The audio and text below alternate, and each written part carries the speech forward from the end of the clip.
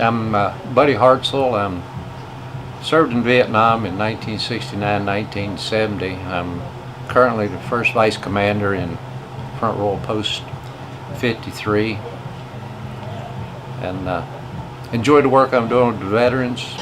And it gets a little hectic sometimes, but we manage to do it. And we'd like to have all the veterans that are eligible to come down and join us. And I'm sure they would enjoy it, because there's a lot of activities, a lot of work if they want to do the work. All right, I'm Dan Murray. Went in '66 and severed in '92. I left as an E7. I was the longest standing E7 in my unit. And my grandson Christopher's been a member here for 4 years. He's had 9 deployments in 10 years. And I bless him all the time and think of him all the time. He's a member of the American Legion. He's a member of this post. I signed him up when he enlisted 10 years ago, and we've been keeping his membership going ever since. So it's important to keep the tradition alive. It's a very important part of my life.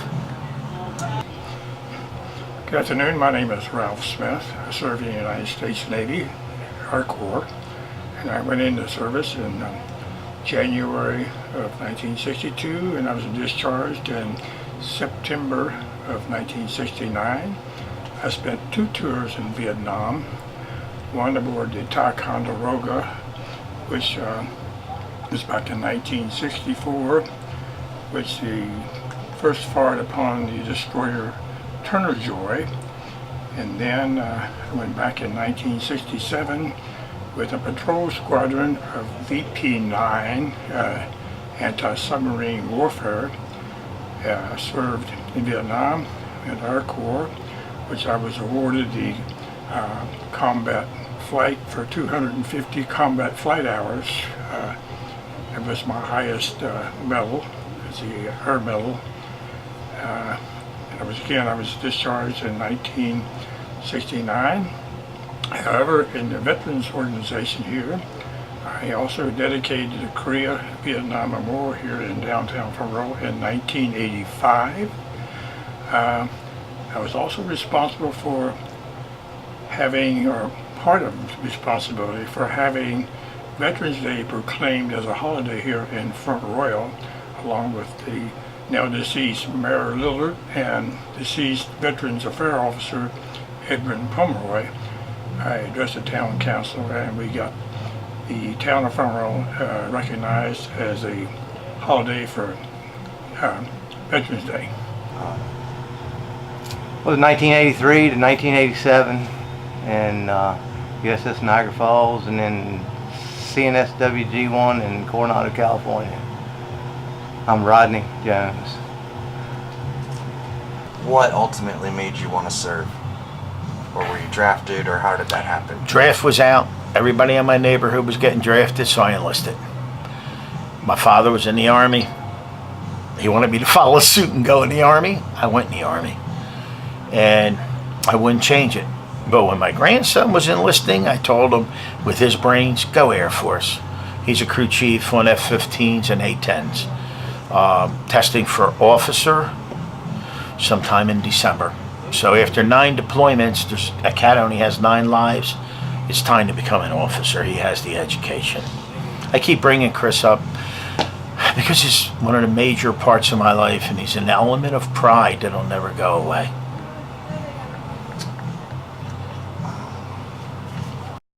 What would you say are some of the best parts about serving the country?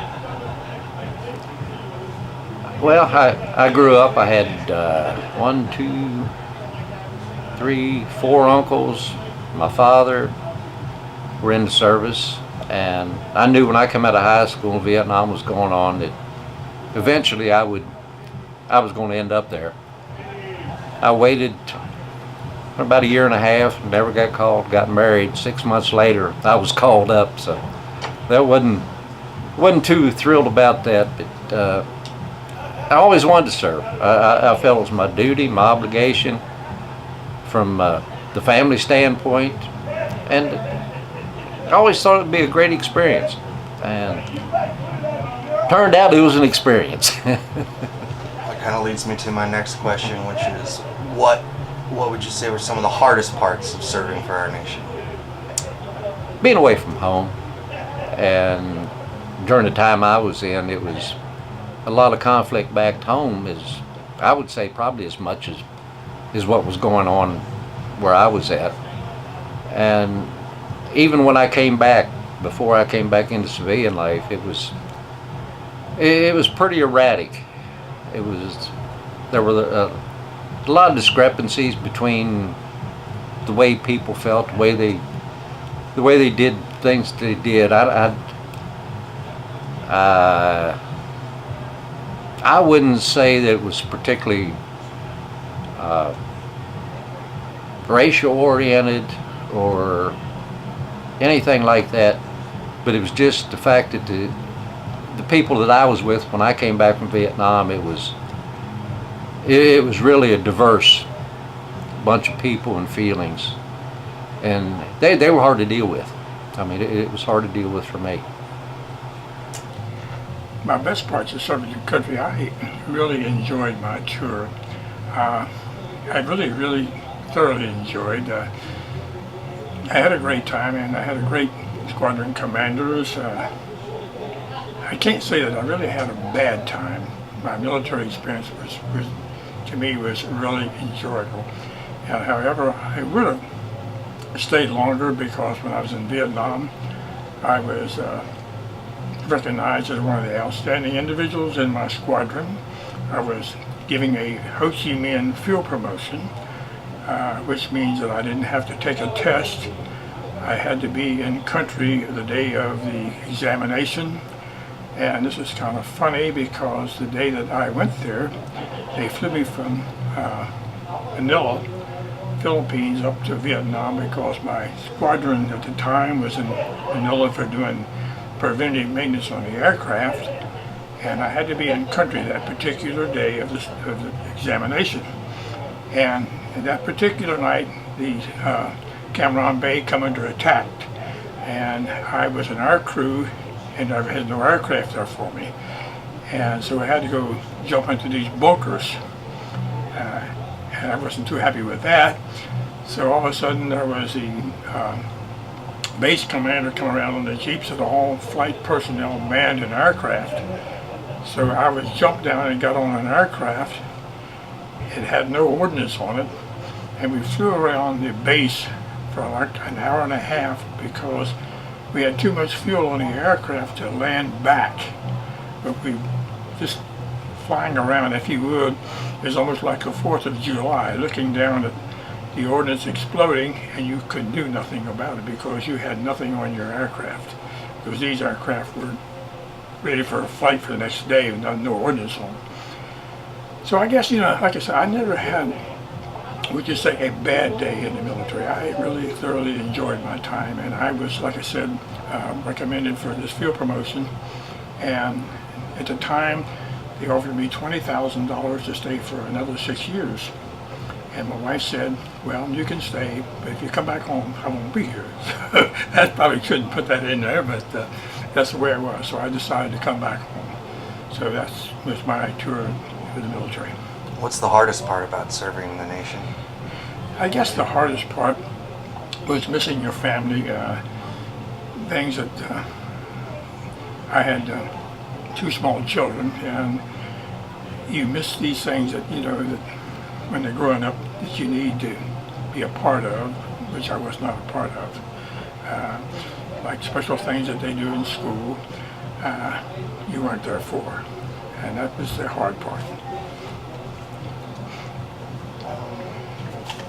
What would you say are some of the best parts about serving our nation? Well, serving the nation, you get to see the world and you get to help people, and there's a lot of good that gets done. I mean, I've been all over the place, places I've never seen from being front row, and I've been pretty much all over the world. So. What was one or some of the biggest challenges that you faced when you came out of the service? Adjusting. In what way? I would say it was realizing the things that I'd missed And what I thought I would be coming back to, it wasn't there. I had to completely rethink the things that I did, and I'm constantly doing that now. But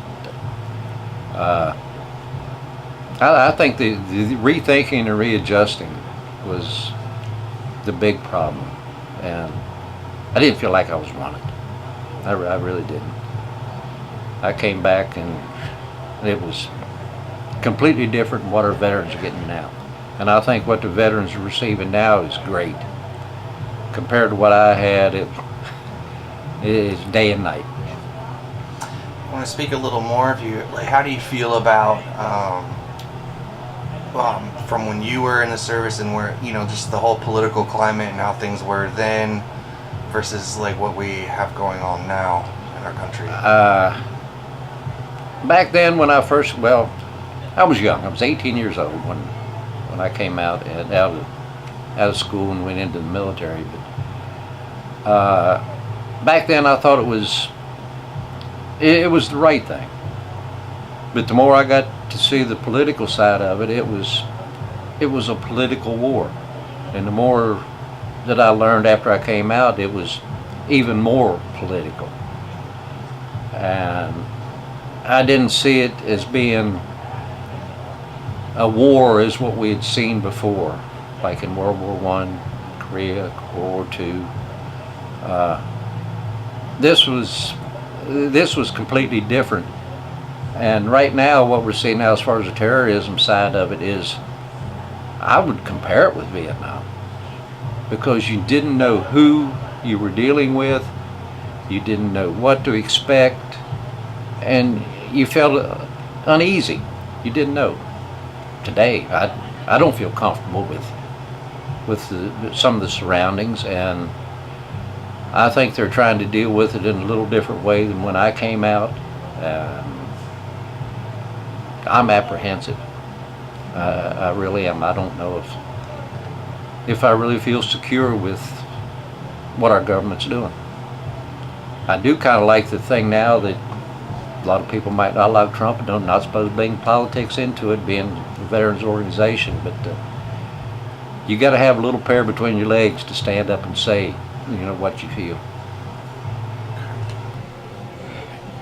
My number one challenge was facing the public, I guess you would say, because the Vietnam War was not a popular war. It was a lot of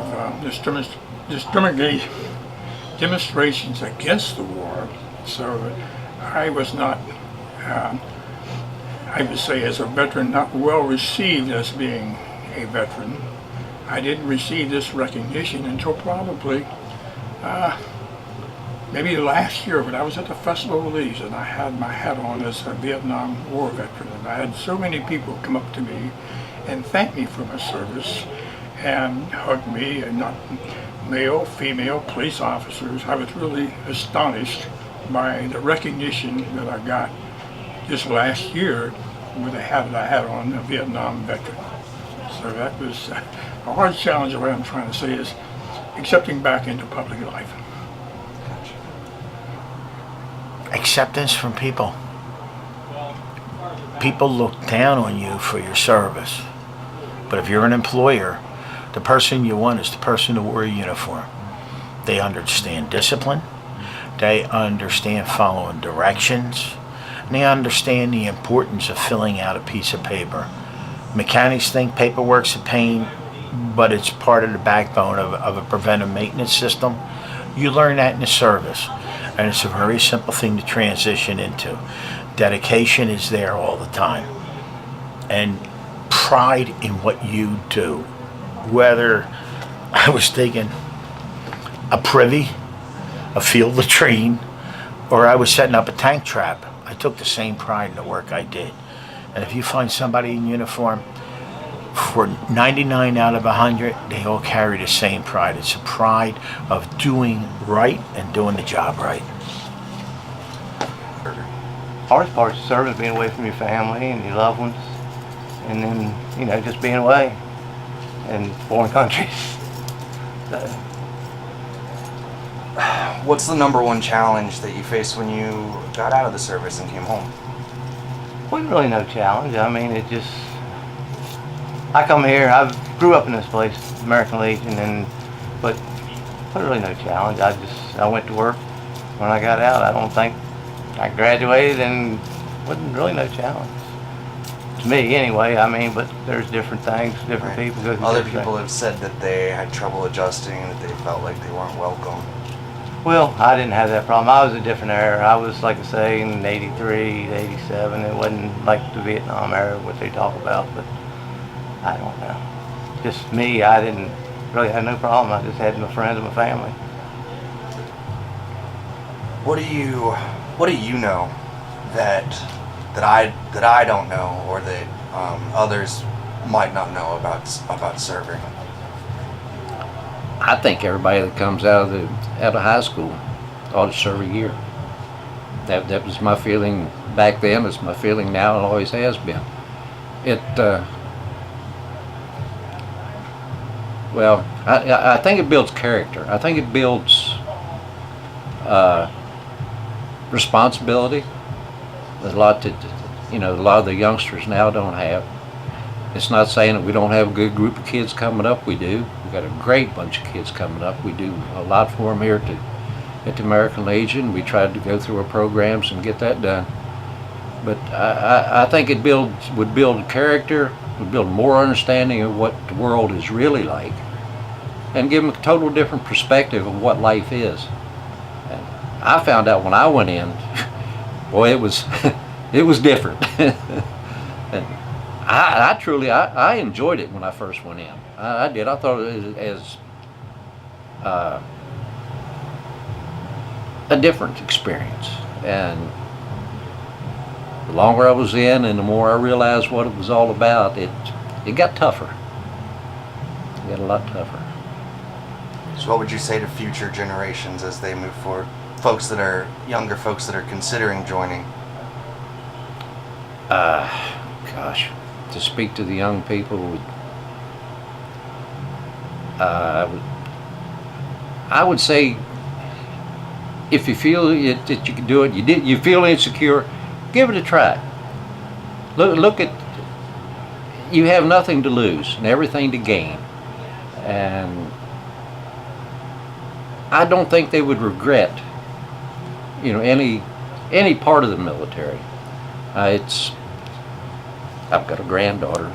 I shouldn't say it, but I would like to see her go in. She wants to pursue a career, and I think we'd do it. Not only monetarily help her, but I think it'd be a great experience for her. My son, he was going to go in. At the time, he couldn't get in. I mean, there was some conflicting things going on in his life, and he's 35 years old now, so. But I think it'd be a great experience for anyone. It would give you a total different outlook on what the world is all about. It's not fun and games. Life's not fun and games, but it can be enjoyable. When I came back from Vietnam for a few months, I had great duty. I enjoyed it, and but now I'm sitting back and thinking and going through it, and it's nerve-wracking. Okay, well I've talked to all my grandkids about how important it is to wear a uniform. When I hear the national anthem, I don't care where I'm at, I snap to attention. It is as sacred almost as a church service. Actually, it is as sacred as a church service. We need to have the kids today understand the importance of saluting the flag, understanding what those who have gone before them have experienced and done, so they can have the liberty and the freedom to do what they do today. To serve is a calling. I'll probably serve for the rest of my life. Right now I'm in politics. I don't consider it politics. I consider it supporting the people where I live. I represent about 40,000 people. I represent North River, but I represent my whole county. I do it not to just do, I do it to serve. It's an element of pride to be able to say, I helped someone. And I hope to do it again one more time. When you hit your middle 70s, it's time to retire. But I don't feel that I'm over 50 yet. So, thank you. Is there any advice you would give to the next generation who are considering to serve? My only consideration or thoughts would be proud to serve in your military. The freedom that we have today, walking down these streets, is only because of you, the people who serve in our military to protect our country. That's all I can say with that.